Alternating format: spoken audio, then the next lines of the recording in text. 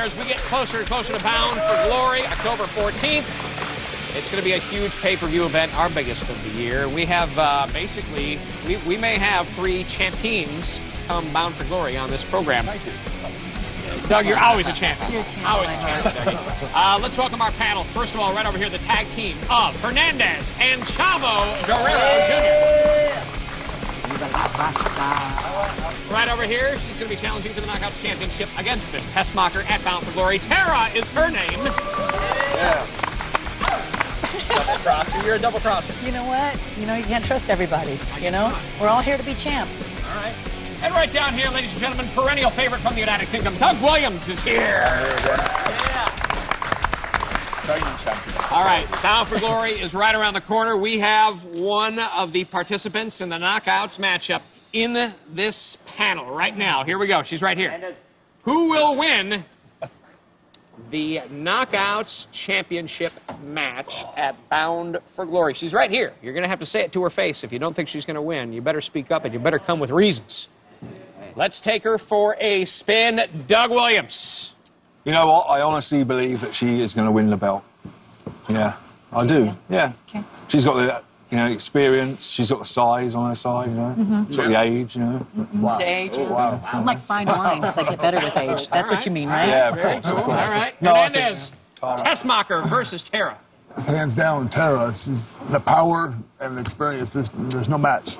No match She's at all. fellow Texan. Look at that. Wow, I know. It's a lot of pressure. Chavo, where do you side? And not just because she's my girl, one of my best friends, but definitely Tara. And I think just because she's the best wrestler in TNA Impact, and I think one of the premier wrestlers in all of the world. Wow. Oh, well, all What do right. we got? Hey, no pressure. Ooh, my hand. No pressure. That's true. That's Oh, JV. Thank you. Thank you, Chavo. Any thoughts on the match? Oh, you know, I have to give it to Brooke. She's learned a lot, and she's been working in the ring on her off days and stuff like that, and she's proved to everybody that, she deserves the belt. But, I didn't teach her everything. I have a lot of stuff up my sleeve, and, you can't. I'm here to be a champ. I'm not here to be someone's best friend. That's right. So I'm going to have to say myself. It's going to be hands down me. I'm going to apologize now, what I do to your face, Brooke. No! So, sorry. Wow. In your face. Yeah. Face! We'll see what happens at Bound for Glory. It's going to be very exciting. Now, everybody's excited about social media. It's really taking over our lives. Everybody's tweeting. Everybody's going up to the Facebooks. What do you do? How do you like to socially network? I know all 4 of you are on Twitter. We are. Are we? Yes. Do you like the social media? Let's take her for a spin, starting with real Lisa Marie. No, actually, it's changed. At Tara Lisa Marie. That's what I meant. Yeah, that's a good. I retweeted it. Yeah, thank you. At Put Tara. that up and retweet At that. Tara Lisa Marie. Okay. Do I love Twitter? I'm addicted to it. Only when I'm on the road, though, I don't do it so much because I'm busy, getting ready for a match or something like that. But I'm at home nonstop. I have a problem, real bad problem, where I'm like, even with the family, I'm like, still tweeting. What the heck? It's an addiction. Yeah. It's really bad. Hernandez, are you addicted? No. It's kind of fun and stuff like that, but as of now, I follow the Herm Edwards of the NFL, ESPN. Don't press send. Yeah. There you go. That's it. Don't press send. Yeah. No kids out there. You think it's cool what you just said? Don't press send. No. No tweeting after not 9 o'clock. tweeting. Something like that, press right? send. Right. Okay. You put up some funny stuff, though. Don't press send. All right. Not anymore. Apparently I got too funny, right? Yes. Okay, all right, I got you. Chavo, what do you think? I love it and I hate it. It's like a love-hate relationship because it's like that's where the world is going now. Social media, especially being a celebrity, you have to be on, just getting your message out, getting your products out, and you have to be on like a Twitter and a Facebook.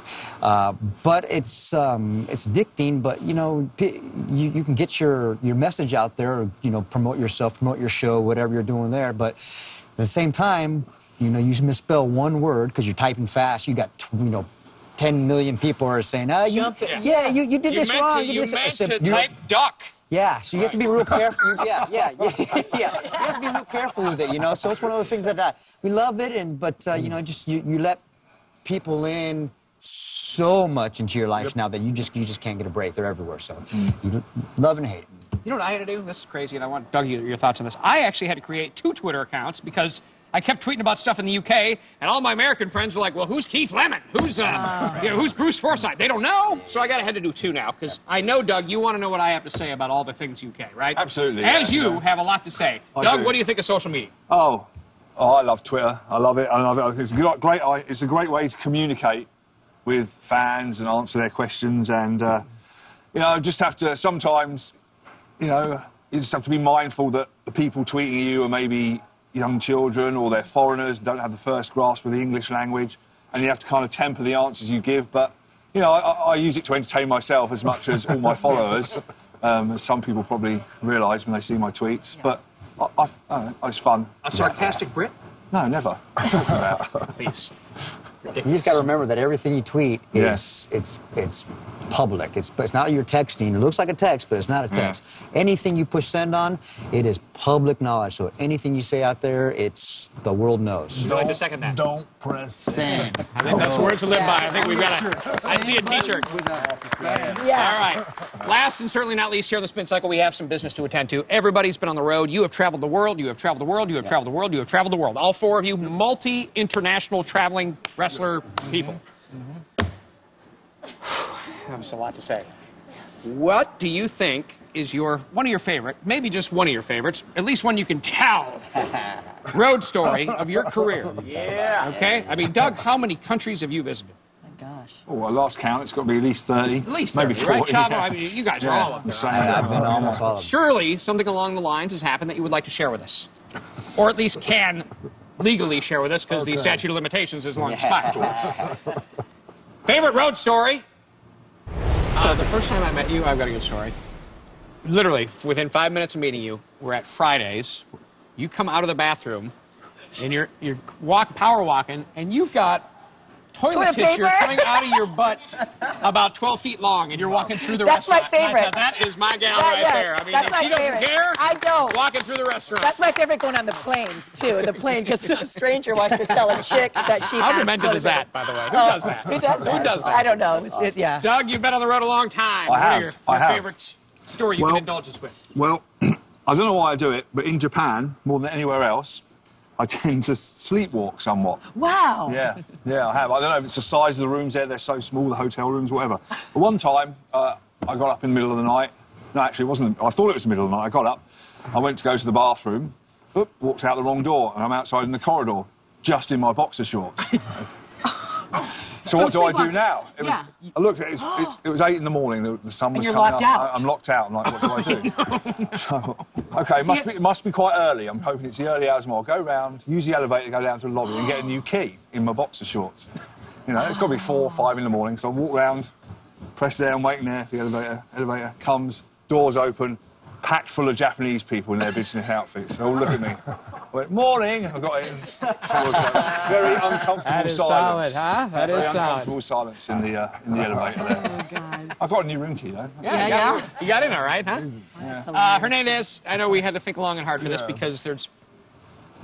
We're on the road. You're on the road, especially I was in Japan and Mexico a lot. 99.999 road story cannot be said in public, but we do, we go out, have a few drinks after the shows and stuff like that. We go to a couple bars, and I'm famous for doing the dive over the top. Yeah. Everybody wants to see it. No matter where you go. No matter where you go. So it's 2:30, 3 in the morning. You're walking in the parking lot, and there's these jacked up high trucks. And you just take the running start and jump into the train. Go in, just jump in the back of the bed. Now, you're hoping, you don't think that people don't have trash or broken bottles or different things in the back, and you have nice little ER visit because broken bottles and you just like that. What'd you land on?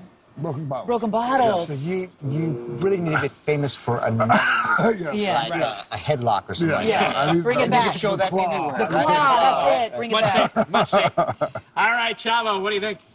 All right. Same thing that Hernandez was saying. You can't really say a lot of these stories that happen, on TV. But unless you got a good book deal. Unless you got to go, exactly. All right. But one involves Tara, and we were traveling one time, and my wife has a name for me, and I'll tell you what that name is in a minute, but it all tie in. But she'll call me that every once in a while. I have a temper sometimes. You know, I'm a Guerrero, I'm a Mexican. Every once in a while, we'll fly off the handle. So I was traveling with Tara, and we went to the gym, worked out. We came in, got done, went to the trunk of our car and popped the trunk, and I was getting ready to make a protein shake. So I zipped up my bag, and my protein exploded all over my bag. I mean, it was everywhere. Now, when my wife calls me this name, Tara had never really seen it. She was always like, well, I don't really get it. I don't get it. So I opened my bag, just protein everywhere. I'm like, oh my gosh, what's going on? And I freaked out. Like, I started hitting things and stuff. And all of a sudden, Tara got the name. She looks at me and she goes, man baby! Man baby! Man baby, everybody! So I was freaking out. You know, Man baby! That's my man baby. Man baby! Let's hear it for our panel. He's John a Williams, Tara Hernandez, and Man Baby on the program.